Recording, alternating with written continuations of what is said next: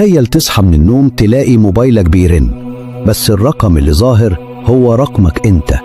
ايوه، موبايلك بيتصل بيك.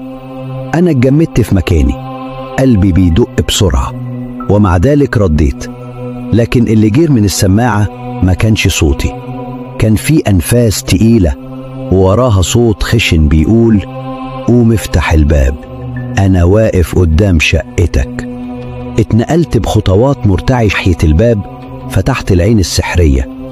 الممر فاضي، ضلمة خانقة، ولا حد واقف.